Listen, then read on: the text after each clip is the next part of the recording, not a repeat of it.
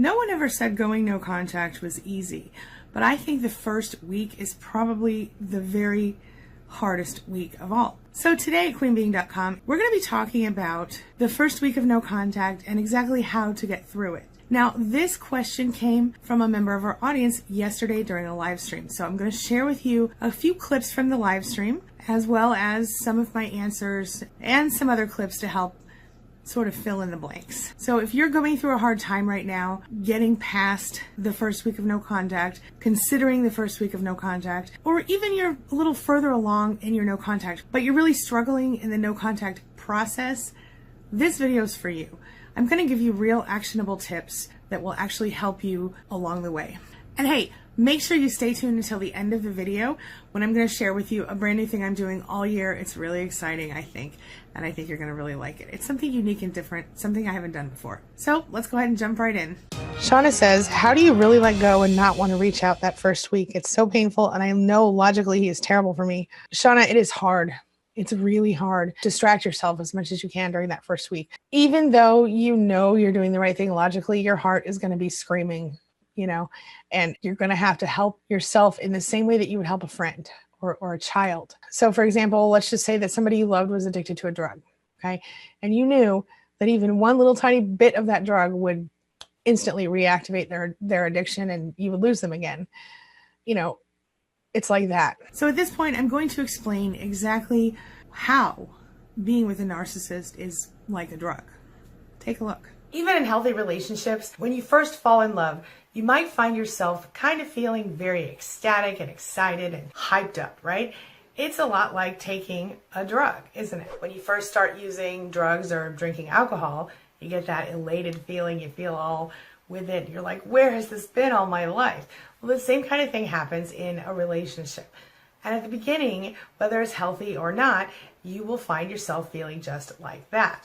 But then what happens is that as the thrill of the newness wears off, you start to think you need the other person just to breathe, just to survive. It becomes a psychological dependence. We can literally become addicted to a person just like we can become addicted to food, alcohol, or drugs. What it all boils down to is that it's sort of a way of letting go of our personal responsibility for our own feelings. It's almost a way that we kind of abandon ourselves a little bit as individuals. But here's the thing. There's science to this. There's an actual scientific reason that this happens. So the first thing I want to talk about is how is it that addiction changes your brain? Because that's what happens here. So take a look. So how exactly does addiction change our brain? Well, our human brains are very complicated, and they're wired in such a way that we are rewarded when we do something that feels good. Whether we exercise or we eat something that tastes good or we do other pleasurable types of things that are directly linked to our health and our survival trigger, when those things happen, well, our brain releases a neurotransmitter that's called dopamine. This not only makes us feel great, but it kind of helps us keep going forward and doing what we're doing. So it teaches us to keep doing that behavior. Now here's the bad part of this whole deal. Drugs, alcohol, toxic relationships, they trigger that same part of the brain, the reward system, but they do it to a more extreme extent, which causes our brains to almost literally be rewired in some really negative ways. So, for example, if you take a drug, well, then your brain is going to release a lot of dopamine, a lot more than would be released otherwise if you, say, did a workout or some other natural, pleasurable type behavior. Your brain's going to then overreact. It's going to reduce the dopamine production in order to sort of normalize these big sky-high jumps that the drugs have created. And this, my friend, is exactly how the cycle of addiction begins. So essentially, all of this happens and you kind of lose yourself. I wrote a book called Your Love Is My Drug, and there was a scientific basis for that. Maybe that person's love is your drug. Maybe your partner decides to go away on a weekend with friends, all girls or all guys, whatever, and you're not invited, and you think that you've done something wrong and that they're punishing you for this. Maybe you're not doing your daily things that you need to do, like laundry, pay your bills, take care of all the things, because you're so busy being in love with this person or missing this person. Maybe you only feel alive when this person is around, or maybe you don't get anything done at work because this person is always on your mind. Maybe you feel like your life just has no meaning unless that person's around. Does any of this ring true for you? Well, there's a really good reason for it, so take a look. Studies tell us that using drugs regularly can really limit your ability to feel any pleasure. And we know the same is true for being in a relationship with a narcissist or another type of toxic person. So over time, the drug use and/or the toxic person and their abuse will lead us to produce much smaller releases of that feel-good chemical, dopamine. Well, of course, that means that our reward center in our brain becomes far less receptive to feeling anything good, any kind of pleasure, enjoyment, anything, whether from drugs or from love or any other everyday source, such as various activities that you used to enjoy or other relationships, things like that. So once your brain has been altered by this abuse, whether it's a physical or emotional or drug abuse, it requires more and more of any sort of stimulation, whether it's drug stimulation or more ups and downs in the relationship in order to function at even a baseline level. Well, that leads us on to feeling withdrawal, because when we become physically addicted, physically dependent on a substance or a relationship, well, if we stop dealing with that person or we stop taking that substance because we can no longer stand the abuse or because we're no longer having access to the drug or the person, we find ourselves in withdrawal. And in some cases, when you go into withdrawal, in general, you feel horrible. You feel sad, depressed, out of it, sick even. So how does your brain manage that? Your brain, being addicted to anything or anyone, causes changes in your behavior. So there are physical, measurable areas of your brain that are really critical to judgment, learning, memory, decision making, and even behavior control. Now, in various studies, scientists have said that these changes literally alter the way your brain works, and this could explain why you are compulsively, destructively drawn to this person. So this relationship is changing the way your brain works. It's changing the way your life works. It's taken away your ability to feel true pleasure. They are literally like a drug to your body right now because of the trauma bonding. And so you have to look at it like you're detoxing from a drug. It hurts. You cry a lot, you shake a little, but once you get through that first, week or two, it gets a little better. And then you work on your intentional healing and it gets better and better. It's not going to be easy, but the one thing I did wrong in my case was I didn't let myself fully experience my emotions because I had a kid and because someone in my life was telling me that these are the choices you have made. That's another story for another day. But I felt that I needed to be strong and not fall. And I should have processed my emotions at that time. I didn't do it till much later. And so what I would say to you now is that let yourself cry if you need to cry. Let yourself scream and break things and throw things or whatever. Don't call them. Don't message them. Find yourself a no contact buddy if you need to, somebody that has your back and that you can call or text at 3:00 in the morning and just say, look, I'm really dying to text this person. I'm really dying to call this person. And even if they don't respond right away, they know that you might do this and they're okay with it and they can respond as soon as they're able to. It's definitely painful. And logically that is terrible for you. So I would suggest pattern interrupt if you can't stop in the moment. Have you ever been telling a story and someone interrupted you with a question? And even though you've told the story 1,000 times, you can't recall where you were in the story because someone interrupted you with a question. That's an example of a pattern interrupt. So you have kind of a momentary lapse. You sort of get a little confused. You're like, wait a minute, where was I again? It's almost like a little form of amnesia, right? Let's say, have you ever done this where you go into a room to get something or do something and you get there and you're like, wait, what was I doing again? Or you started to do something and you got interrupted and then you couldn't remember what it was you were doing in the first place. Here's the thing.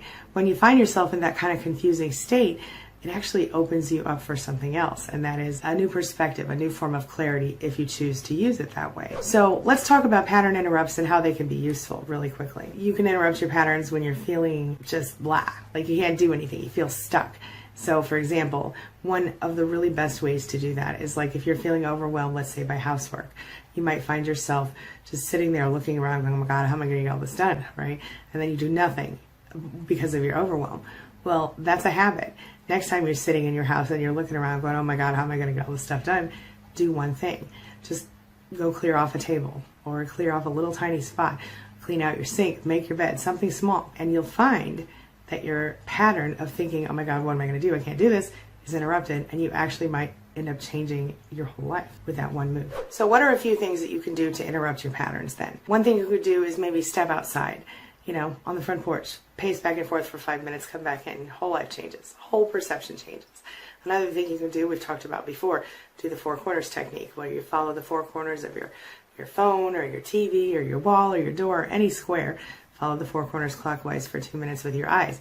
It changes your perception somehow. Try taking a different route to work one day, or try not watching TV for a week, or try laughing. Sometimes just watching a funny video on YouTube or a funny show or funny movie can change your whole perception. Change whatever it is. Just do something different than you normally do. One of the simplest pattern interrupts is an affirmation.